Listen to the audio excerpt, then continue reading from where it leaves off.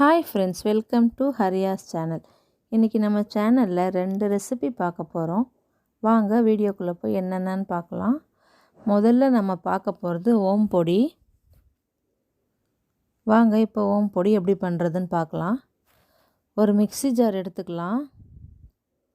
அதில் 1 ஸ்பூன் ஓமம் போட்டுக்கலாம். 1/4 டம்ளர் தண்ணி ஊற்றி நல்லா அரைச்சி எடுத்துக்கலாம். அரைச்சதை வடிகட்டி தனியாக எடுத்து வச்சுக்கலாம். இப்போ ஒரு பாத்திரத்தில் 1 கப் கடலை மாவு சேர்த்துக்கலாம்.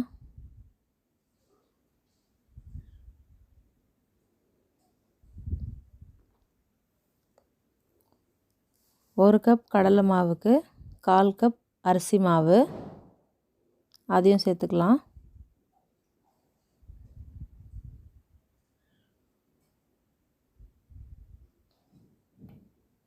கால் ஸ்பூன் பெருங்காயத்தூள்,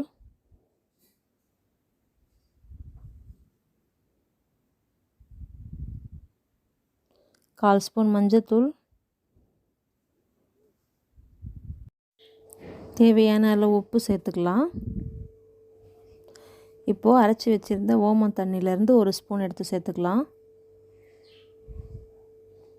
எல்லாத்தையும் சேர்த்து நல்லா கலந்து விட்டுக்கலாம்.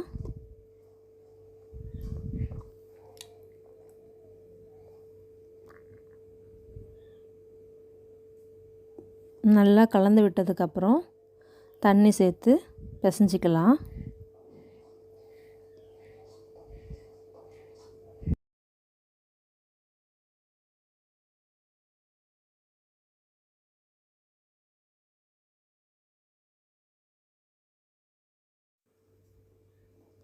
இன்னும் கொஞ்சம் தண்ணி சேர்த்து பிசைஞ்சிக்கலாம்.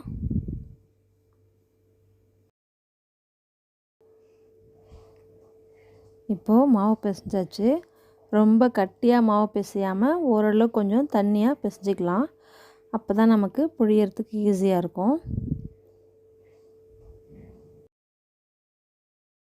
இந்த மாதிரி குட்டி குட்டி ஓட்டை இருக்கிற ஓம பொடி அச்சு வச்சுட்டு உள்ளே நம்ம சுற்றி எண்ணெய் தேய்ச்சிக்கலாம். எண்ணெய் தடவினதுக்கப்புறம் கொஞ்சமாக மாவு எடுத்து நம்ம உள்ளே சேர்த்துக்கலாம்.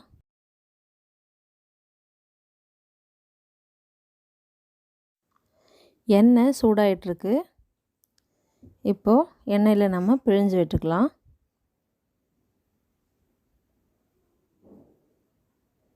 இப்போது ஒரு பக்கம் வெந்துடுச்சு. நம்ம திருப்பி போட்டு இன்னொரு பக்கமும் வேக வச்சுக்கலாம்.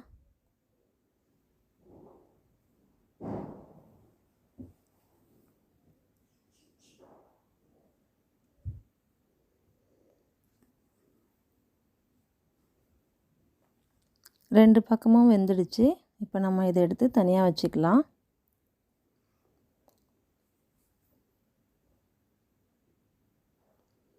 இப்போ கொஞ்சம் கருவேப்பிலையை வறுத்து எடுத்துக்கலாம்.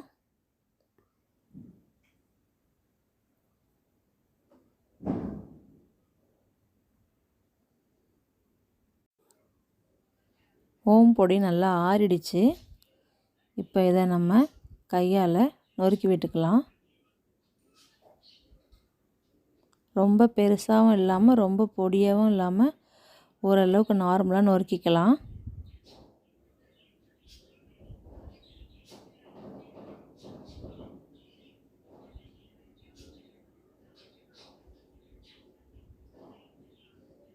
அவ்வளோதான், நம்மளோட ஓம் பொடி ரெடி ஆகிடுச்சு. அடுத்து நம்ம பார்க்க போகிறது மைசூர் பாக்கு. வாங்க எப்படி பண்ணுறதுன்னு பார்க்கலாம். ஒரு கடாய் வச்சுட்டு அதில் 1 கப் கடலை மாவு சேர்த்து வறுத்துக்கலாம்.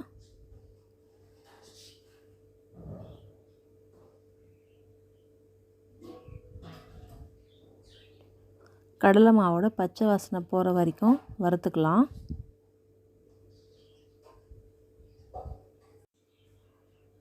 கடலை மாவோட பச்சை வாசனை போகிற வரைக்கும் நம்ம வறுத்துக்கலாம். மாவு வறுக்கும்போது நம்ம அடுப்பை சிம்மில் வச்சே வறுக்கலாம். இப்போது கடலை மாவோட பச்சை வாசனை போகிற அளவுக்கு வறுத்து எடுத்தாச்சு. இதை நம்ம எடுத்து தனியாக வச்சுக்கலாம். அடுத்தது ஒரு பவுலில் 1/2 கப் எண்ணெய், 1/4 கப் நெய் சேர்த்து உருக்கி 3/4 கப் எடுத்திருக்கேன். இதை ஒரு பவுலில் ஊற்றிக்கலாம்.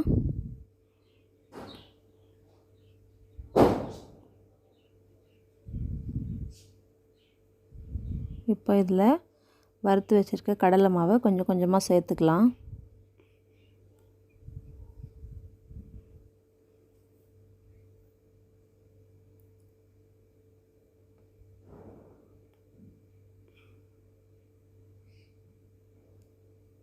இப்போ சேர்த்துட்டு நல்லா கலந்து விட்டுக்கலாம்.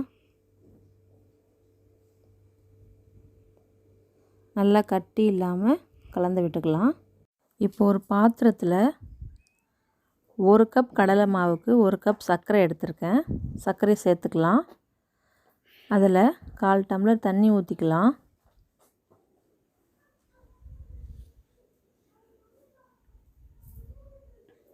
ரெண்டுத்தையும் நல்லா கலந்து சர்க்கரை நல்லா கரைஞ்சி வர வரைக்கும் நம்ம பாகு காய்ச்சிக்கலாம். இப்போது சர்க்கரை நல்லா கரைஞ்சி வந்துடுச்சு. நம்ம இப்போது கலந்து வச்சுருக்க கடலை மாவை எடுத்து இதில் ஊற்றிக்கலாம். பாகில் மாவு சேர்க்கும்போது கட்டி கட்டியாக ஆகாமல் இருக்கிறதுக்காக தான் நம்ம இந்த மாதிரி முதல்லையே எண்ணெயில் கலந்துட்டு பாகில் ஊற்றுறோம். இப்போது நமக்கு கட்டி இல்லாமல் மிக்ஸ் பண்ண முடியும். ஓரத்தெல்லாம் எடுத்து விட்டு நல்லா கிளறிக்கலாம்.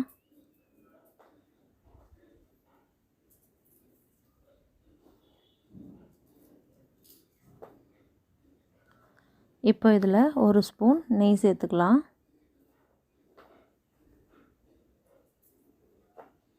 நெய் சேர்த்துட்டு நல்லா கலந்து விட்டுக்கலாம்.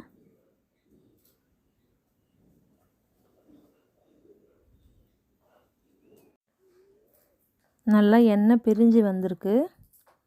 இப்போ நம்ம இதை எடுத்து ஒரு தட்டுக்கு மாற்றிக்கலாம்.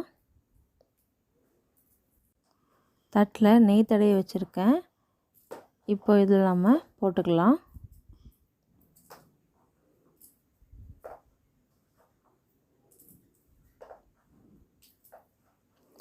போட்டுட்டு நல்லா சமம் பண்ணி விட்டுக்கலாம்.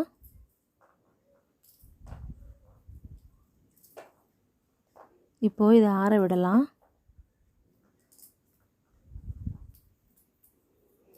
இப்போது ஒரு 1/2 hour கிட்ட ஆறிடுச்சு. இப்போ நம்ம இதை வேறு ஒரு தட்டுக்கு மாற்றிக்கலாம்.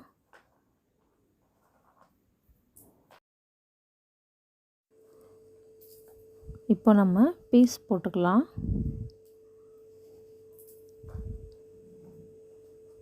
நமக்கு கட் பண்ணுறதுக்கு ஈஸியாக வரும்.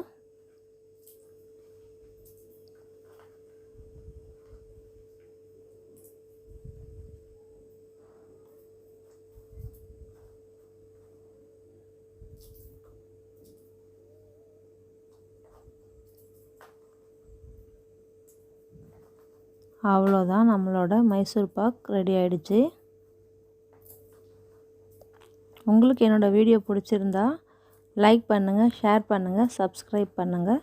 தேங்க்யூ.